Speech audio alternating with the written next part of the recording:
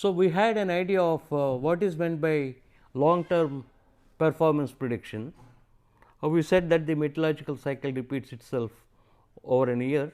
Academic analysis also is based upon the cost benefit analysis over a year, over the lifetime of any system in particular. We identified the difficulties with the solar energy systems, namely the you can't get the performance output as simple efficiency multiplied by the solar radiation falling over a long period of year for several reasons which we have listed. And the methods that are available to us are conducting system scale experiments, which could be time taking and of course, also expensive, and the effect of parameters cannot be easily studied, because if you do an experiment for 1 year with one slope and if you want to change it for another slope, you need another year of study to get that perfect. So, simulations turn out to be via media, that means you mimic the solar cycle and you model each component, knit together those models and give the output of the first module to the as input to the next module, like for example, a solar collector dumping useful energy into the solar tank where the temperature increases, which goes to meet the load. So, we can develop models for the number of types of components, and these things have proved to be effective, which will take a fraction of time, it does not require an year.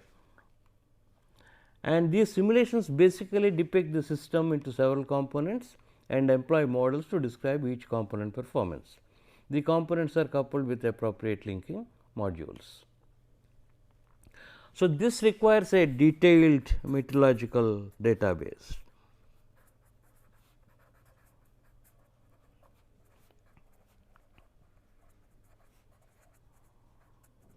One is availability of the data and the ready availability of the data. So, for example, if you consider the Indian meteorological stations, monthly averages are there available even on the net, but if you want hour by hour data, one has to acquire from the meteorological station or office in the Pune, and then all these numbers they may have to be converted into a tape or put in the computer program to get that, which is a laborious task. But however, if it is done once, it can be used. The other thing is, most of these meteorological stations are at the metros or the cities. It is very likely, because of the premium of the land, solar energy systems are likely to be installed at smaller places, maybe villages, where the actual data collection did not take place. So, in the long run, we might say, though simulations are cheaper, it requires the skill of experts or to stitch together the component models, and it requires of course, a detailed database. Transys is one such program which was developed at the University of Wisconsin Madison, and then SimShack is another. This is due to Win, though it does not contain as many components or modules as Transys. Soulcast is a simplified method relatively. It simulates a bright day and a cloudy day, and attaches certain weightages to get an overall performance. So, one can look at the textbooks by Duffy and Beckman, and or this program can be downloaded, a limited version free, and 40 examples have been given.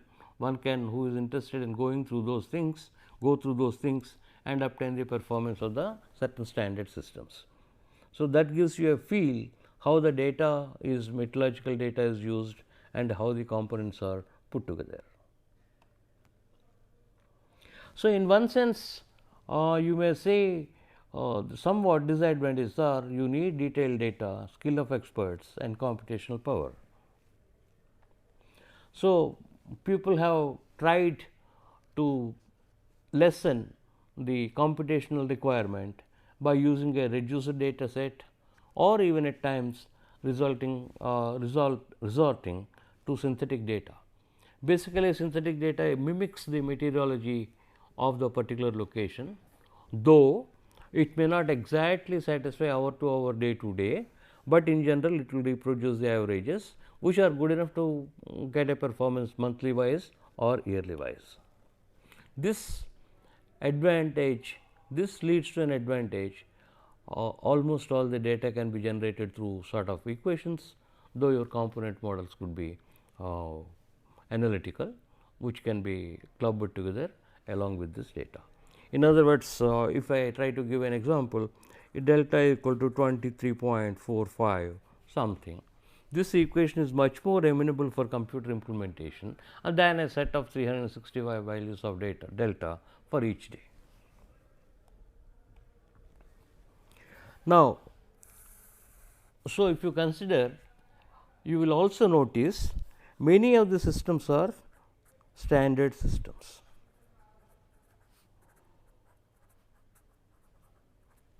Like say for example, most commonly used could be a domestic hot water or space heating or a combined domestic hot water and space heating or a simple process hot water. For example, if you consider silk industry, the cocoons are put in a boiling water at a water of temperature of about 80 degrees, 85 degrees. Degreasing is done around 80, 85 degrees. So, there are number of applications where hot water is required at a given temperature. So, these are the some terminologies which have become more common in the US, which when we translate to Indian conditions, which I shall point out slight differences, one has to be a little careful. For example, space heating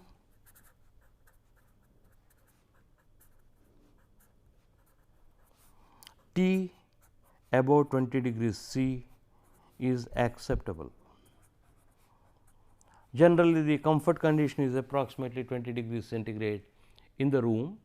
So, any energy that is available to at or above 20 degrees centigrade is useful and you can utilize for the purpose of space heating. Similarly, this domestic hot water, although you may be taking bath at a higher temperature and washing the dishes also may be at a higher temperature, above 20 is also useful. For example, if your ambient temperature or the mains temperature is much lower than 20, like 10 degrees, 11 degrees, even to wash your hands or whatever, and you need 20 degrees is a comfortable condition. So, particularly in cold countries, there is a lot of application, a lot of water needs to be heated from the main supply temperature, which is typically 11 degrees in the US to 20 degrees or above. The methods whatever we are going to talk, it does not mean they supply only at 20, they may be supplying at more than 20, but for the meeting the load it is not acceptable to have anything less than 20. Since there are large number of applications of the standard systems, people have come out with what are called design methods. Simulations, they do serve their role whenever you want to design a large system, an unconventional system. And typically large systems, say for example, you go for a power generation or solar furnace, solar desalination. Every specific detail of that particular location has to be taken into account, and the investments may be of the order of few crores, and simulations cost is worth it. But if you want 60 liters of water at 60 degrees C, a domestic water heating system for bathing, possibly the simulation cost may remain the same, but the system cost will be only a fraction of the power generating system. So, simulations are not that much welcome, and one goes for the standard design method. This is also has been the need of the industry to have a simplified method without calling for the skill of experts. So, some of the resulting methods are popularly referred to as, one is the F chart method, again developed at the University of Wisconsin, Madison, and the other one is phi bar F chart method.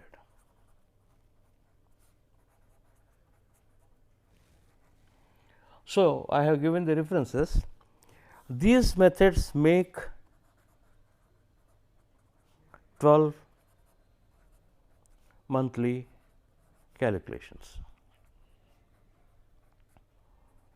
As we have discussed at length, for the solar energy systems, or the solar load fraction is the performance indicator, and if F is the monthly solar load fraction Fi, and load Li is the load fraction, load on the system for a month I 1 to 12, this is the yearly solar load fraction. So, this F chart and phi bar F chart method will essentially give you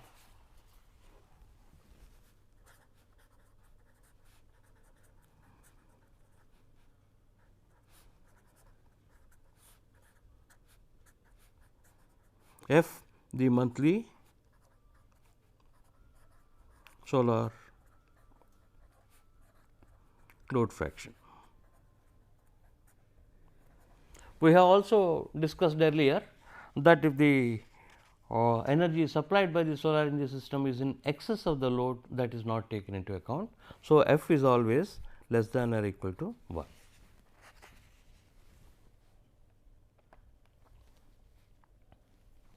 Now, what is the difference between these two methods? If you have F chart method, applicable if energy supply greater than or equal to 20 degree centigrade is accepted. So, again contenders could be domestic hot water and space heating and a few other such applications which require accept 20 degrees C. And then the in phi bar F chart, phi bar comma F chart, specify T minimum.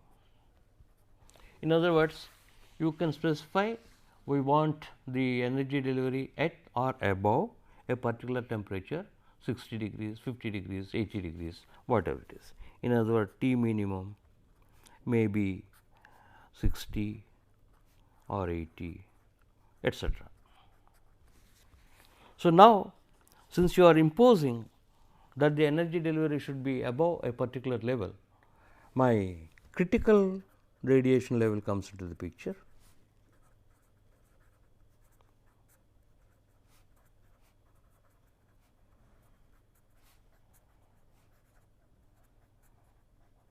For example, if this is this typical solar radiation distribution IT on the solar collector, this is critical radiation level corresponding to a T minimum of 50.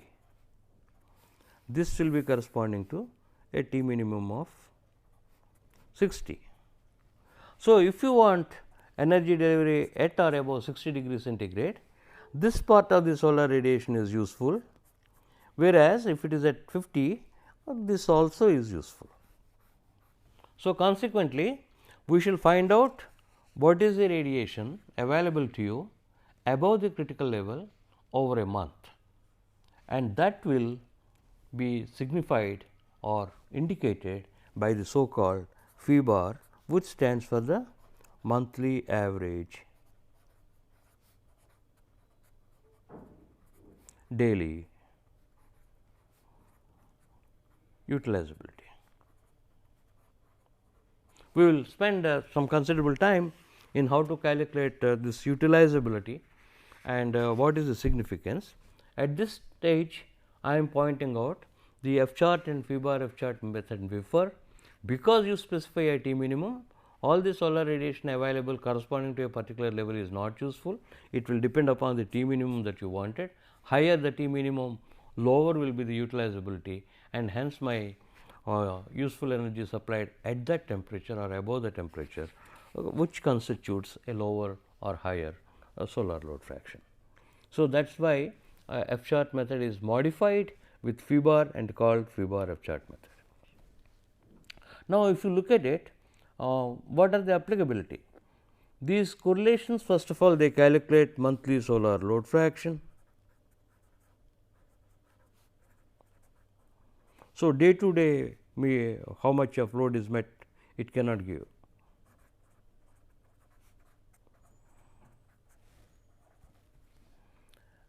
And they have been developed in terms of certain non-dimensional parameters.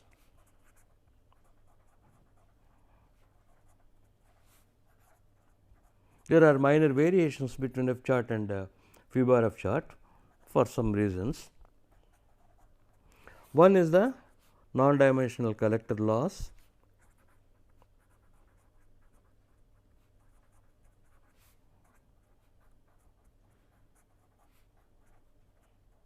Okay. And the other is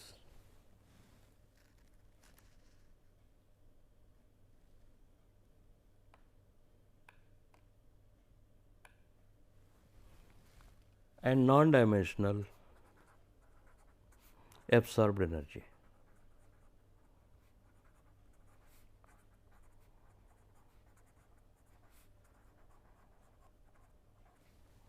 Okay. If this is we call it x, let us say, this we call it y, approximately f should be proportional to x minus y if there are no nonlinearities, provided they are consistently unit wise, scale wise, they are defined.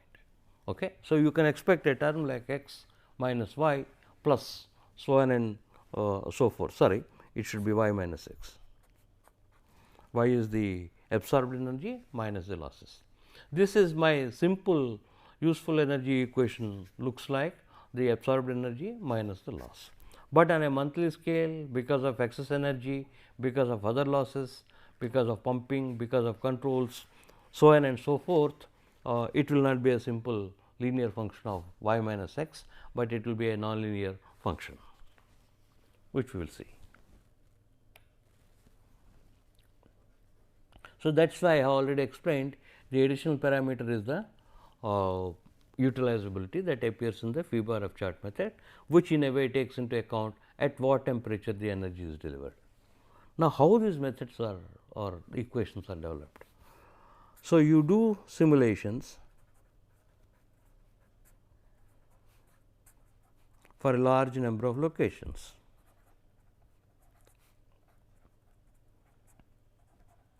And for collectors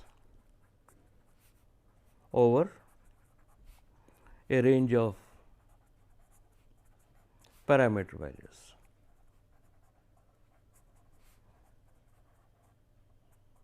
For example, if you consider the overall loss coefficient, typically UL may be 4 watts per meter square degree Celsius in for a 2 glass cover, or 8 watts per meter square degree Celsius, right. So, if you somewhat do 2 watts meter square degree C to maybe 10 watts, it will include an extremely good collector and also fairly bad collector. So, that is how these correlations have given. Now, what we mean by standard systems, 4 figures are shown here. For example, you have a collector with a heat exchanger which dumps through another heat exchanger into the storage. From the storage, it may go to an auxiliary tap, a tank, from which it goes to the tap. So, that forms part of the combined liquid based space and water heating system. And then through the delivery device and another heat exchanger, it goes to the house, which will be meeting the space heating. The auxiliary will come in whenever the solar is insufficient, and either for hot water or space heating. So, it says, of course, suppose I do not have a heat exchanger between the collector and the storage loop, I can put the effectiveness of the heat exchanger as unity, then automatically it takes care of that collector is dumping or delivering energy directly to the storage. If auxiliary tank is not there, there will be no loss, and of course, the delivery will depend upon the temperature that is available in the storage tank. Next one is a typical and similar system, but it is air based. The difficulty with air based system is you cannot store, because the specific heat and mass is smaller product. So, what you do is, or rather it requires a huge volume with losses. So, you store the energy in the so called pebble bed over here, and a pebble bed is nothing but a pit. You can put it underground with about 1 centimeter 1 inch pebbles all packed.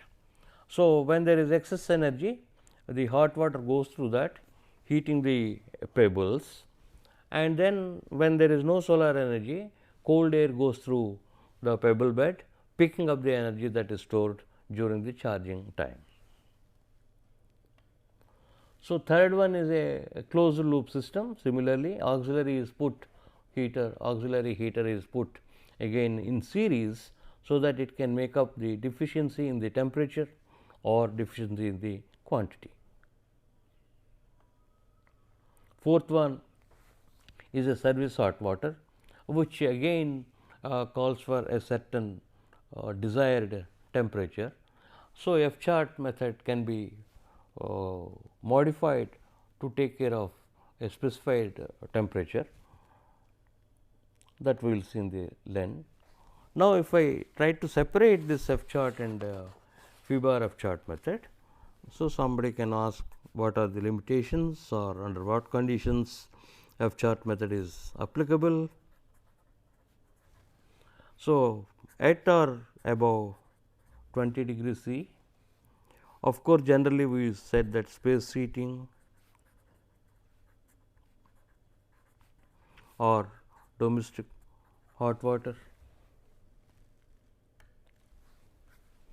also used for service heating with a modification.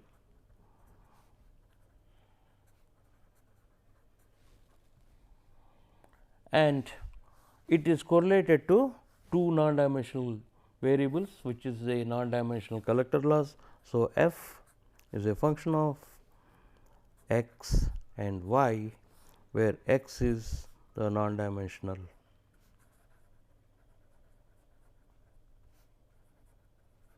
collector loss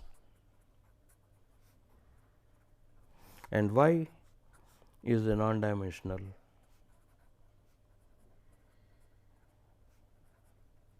collector absorbed energy. Okay.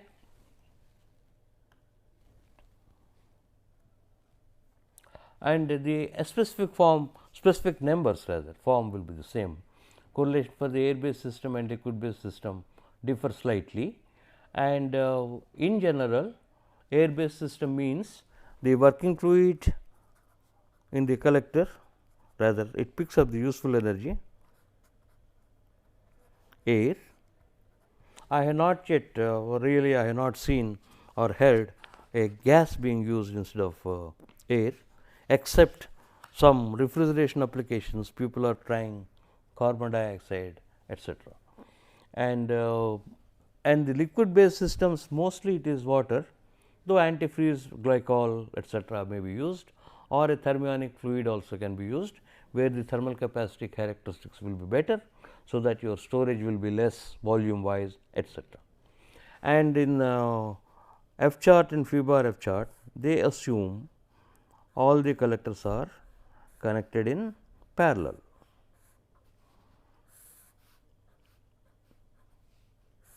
So that each collector receives the same inlet temperature, and if the size and everything is same, delivers at the same temperature. Consequently, the performance will be a function of the number of collectors or the area directly proportional. And this is a wide range for which the simulations have been developed, based upon which the correlations have been formulated.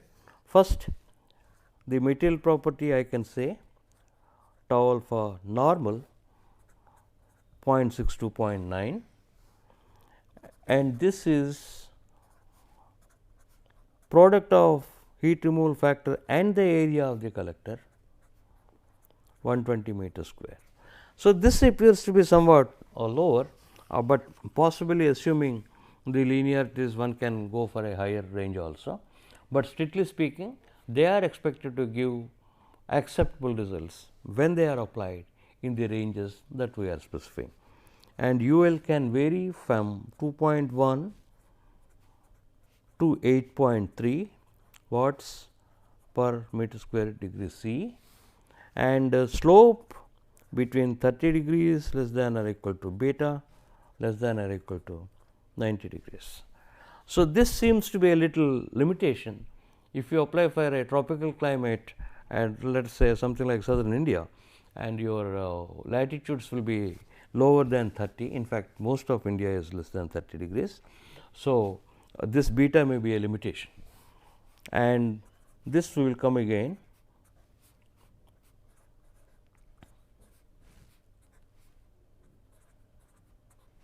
Building heat loss coefficient, so many watts per meter C or for degree C. U is the overall loss coefficient if you consider, and A is the surface area of the building. Then U into A will give a product, which when multiplied by my temperature difference outside will give the loss that is taking place from the house. So, from the loss that is taking place from the house, I can calculate what is the space heating load. If the house is going to be kept at a 20 degrees C and the ambient is, let us say, is 13 degrees C. So, Q house loss equal to U A of the house times, let us say, 20 minus T ambient in a simplistic manner, though it may have to be averaged or weighted averaged over a period of time.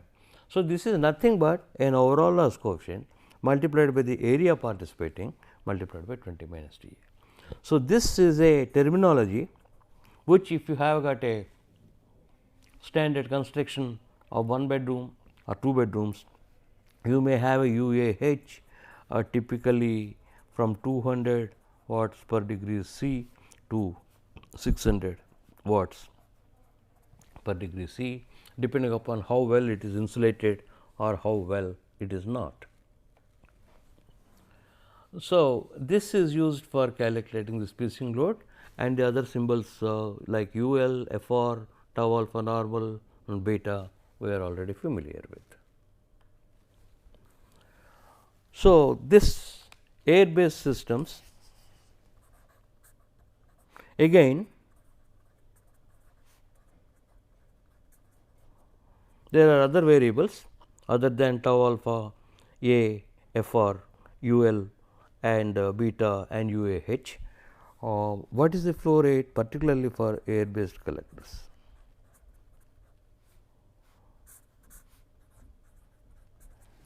In the case of air collectors, my heat transfer coefficient strongly depends upon the air flow rate, number 1, and the stratification in the pebble bed may be seriously affected depending upon the flow rate. In other words, you expect a higher temperature air to be at the higher level because of the lower density, and if a gust of air or a blast of air goes through that with a high velocity, this stratification may be disturbed. Consequently, the storage performance will be affected if the flow rate is too high. So, there is a standard flow rate for which the simulations have been made, that is 10 liters per meter squared, is it per hour? Yes, 10 liters per second per meter square of the area. So, you expect that the correlation to be valid if your flow rate is around 10 liters per meter square, 9.9 is fine, and the storage size is 0.25 meter cube per meter square. This is the pebble bed volume. The pit we were showing earlier in the figure. So, you provide a 0.25 meter cube per square meter of area. Now, if you take into account the specific heat of the pebbles roughly 1 inch size and they are randomly packed, and this may correspond to a heat capacity about 350 kilojoules, which will have something relevant in the case of water heating systems, when once you specify the mass specific heat product of the storage tank, assuming the fluid to be water. So, the solar load fraction for air based systems. So, for the sake of clarity, I will write F subscript air 1.04 y minus 0.065 x minus 0.159 y squared plus 0.00187 x squared minus 0.0095 y cube, where x is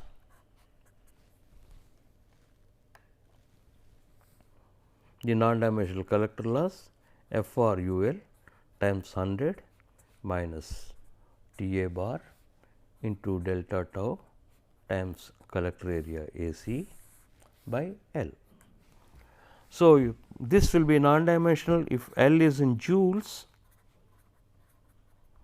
U L will be, you can say, joule per second meter square degree centigrade, and delta T will be seconds, area will be meter square, and delta tau sorry, and this temperature difference is again degree C. So, this UL is in this much. So, numerator is joules and denominator also is in joules. Now, what you will find here is the number of seconds in the month is delta tau.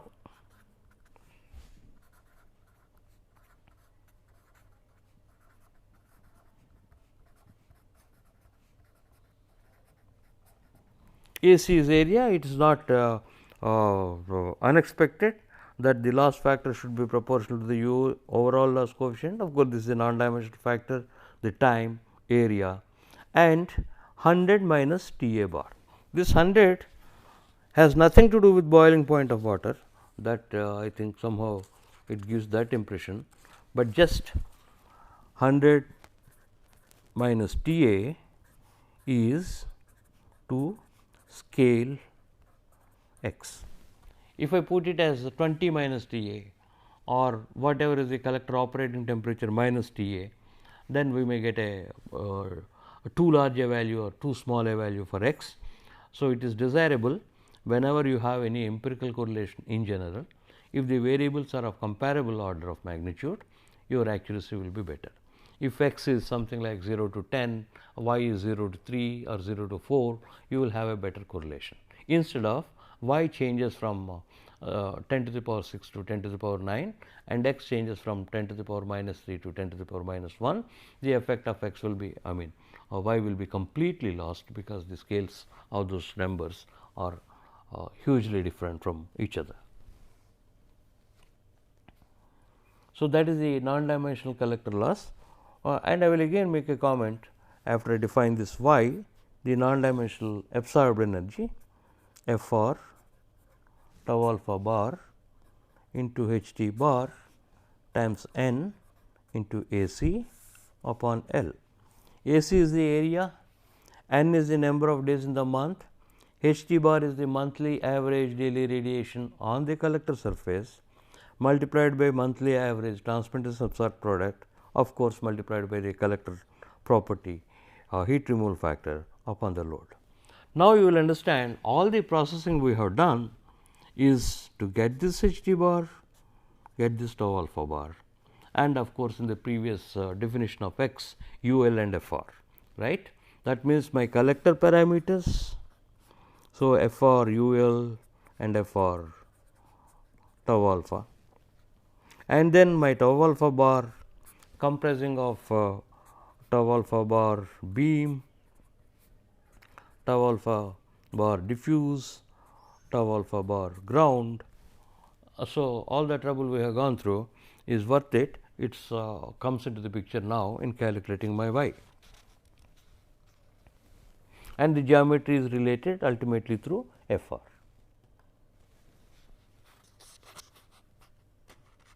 So, these are symbols are explained, and L is the load on the system. So, given the collector parameters I can calculate. Now, the comment I was trying to make was, initially I just said that f should be, because non-dimensional, y minus x. Of course, there are non-linearities x squared and y squared because of the losses, etc. So, the constant associated with y is 1.04 y, pretty close to 1,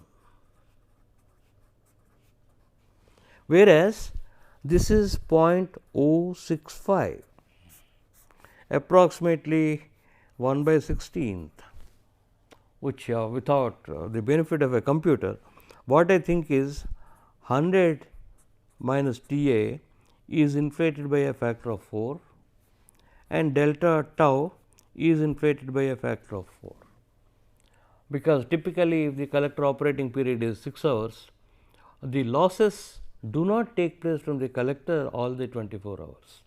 Okay. Tank losses may be there, pipe losses may be there, but the collector is shut off.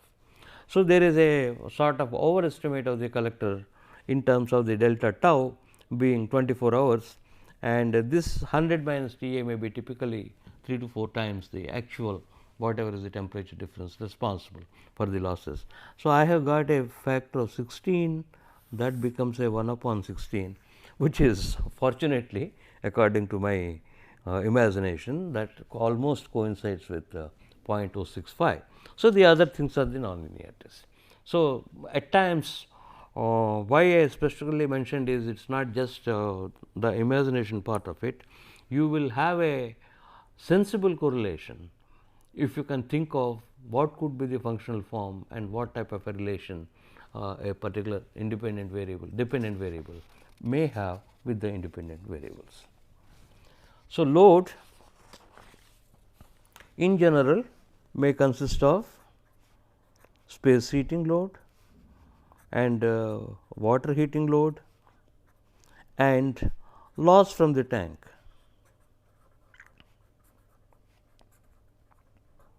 Water tank, there will be a certain loss taking place. So, that is also a part of the load to be met by the system. Of course, at times this loss may be contributing to heat your room, then we will not take into account. So, we will go one by one how to calculate these things.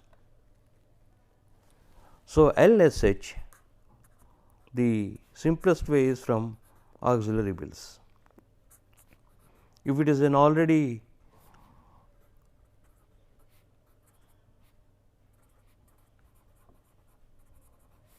occupied house and has a space heating system, be it gas heated or electric heated or steam heated, one can find out the utility bill and find out so much is the space heating load, or you can estimate LHS as building loss coefficient. This is where my building loss coefficient is coming, multiplied by DD. DD is the degree days, not an official designation. So, this is DD is degree C day. I will explain to you.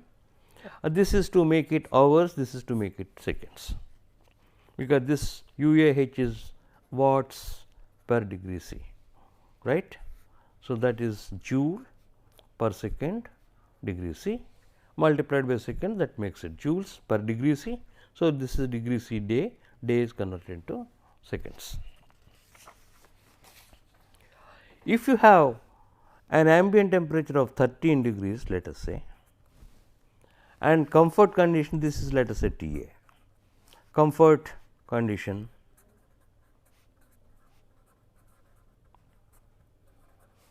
is 20 degrees C.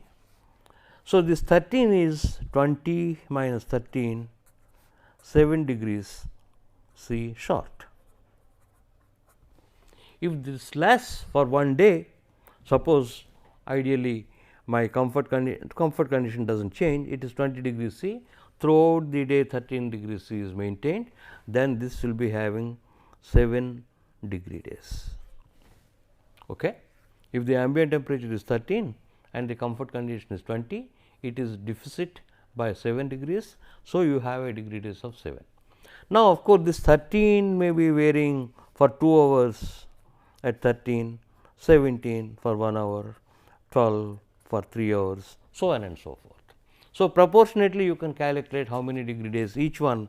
If it is 2 hours at 13, it will be 2 by 24 into 7, 1 hour for 17 this 3 into 1 by 24, so on and so forth, and one can come out with the total number of degree days in the month.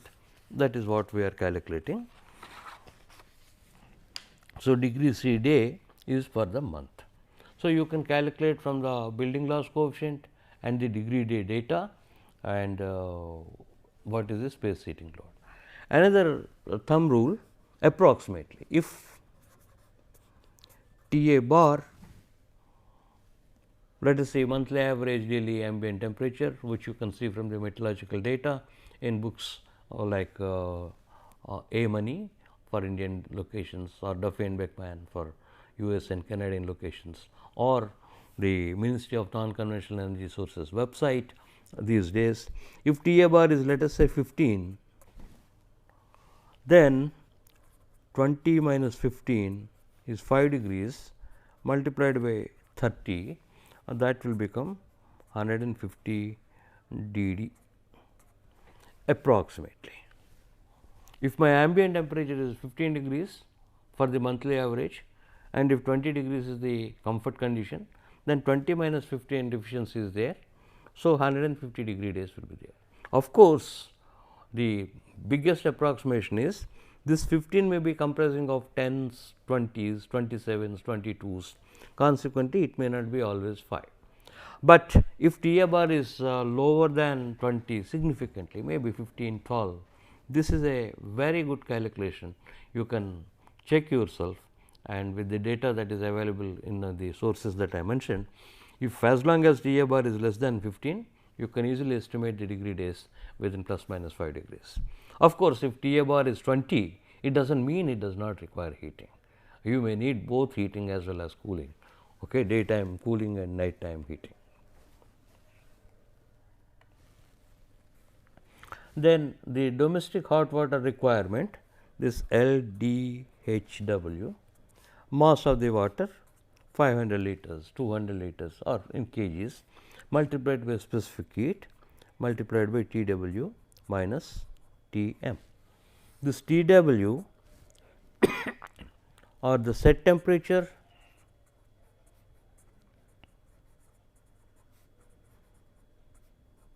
for delivery of hot water,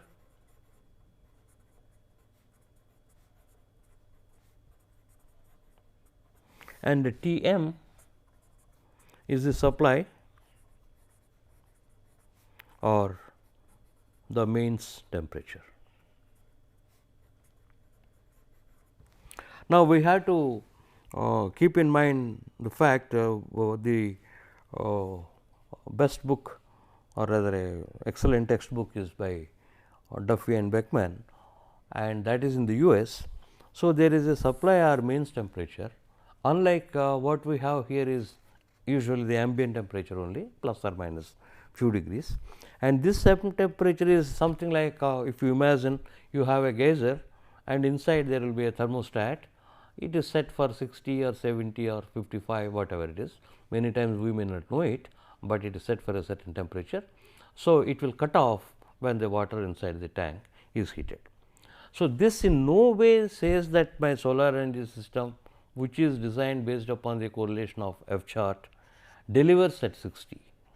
What all we are doing is, if I store 500 liters of water with the conventional system to deliver at 60 degrees centigrade, when the mains are being at a particular temperature 11 degrees C or 15 degrees C, whatever, then this is the quantity of joules we have to supply.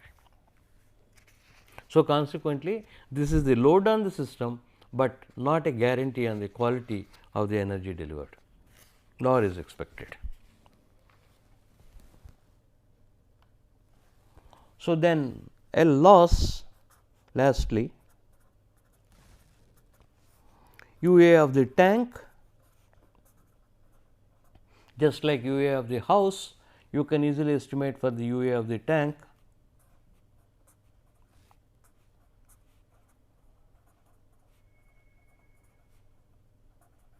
So, this is the set temperature. So, the tank will be basically inside at TW, losing heat to a temperature T surrounding. T surrounding, I have written it instead of the TA. The whole tank may be in a closed basement or inside your house. So, it may not be losing heat to the ambient. So, with this and this UA tank, one can estimate based upon the how much of insulation is there, what is the diameter, what is the free convective heat transfer coefficient, conduction resistance and the area of the tank, or use from the manufacturer's specification. So, this total that should be only not L loss, it should be L equal to LSH plus LDHW plus L loss, where the three components are written as UAH into DD into 24 into 3600 plus MCP into TW minus TM and UA tank into TW minus T surrounding. So, now one will ask most important, because the other ranges of the parameters are given, flow rate and storage. These are the two variables. Flow rate can be changed if you want to improve the heat transfer characteristics. For example, instead of 10 liters you may use 15, though it may cost pressure drop may be more or it may go lower, or storage instead of 0.25 meter cube, and if it is a tropical climate, for the same energy or area of the collector you may provide 0.3, 0.35 or a larger storage. So, instead of another correlation for each flow rate, each storage, what they have done is, when the flow is non-standard, correct the variable as x c by x as actual flow rate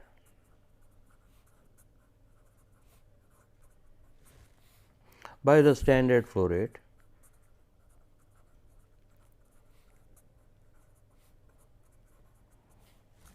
to the power 0.28. Okay. If actual flow rate is let us say 15 and standard flow rate is 10, this is 1.5, 1.5 to the power 0.25 is more than 1. So, I will have a x c more than 1. It is little bit counterintuitive, but as I said, it is more to do with stratification. This is actual storage capacity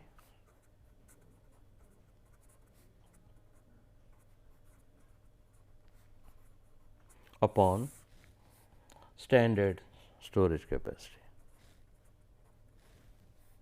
I do not know, it almost looks like S and tan and dart flow rate. So, you can see that if actual storage capacity to the power minus 0.3, if this is more, this will be less than 1, making x c lower. If x c is lower, my f is higher. So, if the storage is more, my solar load fraction should be higher, which is borne by this particular relation. So, these are the correlation for the air based solar heating system, which can be expected to deliver energy at or about 20 degrees C.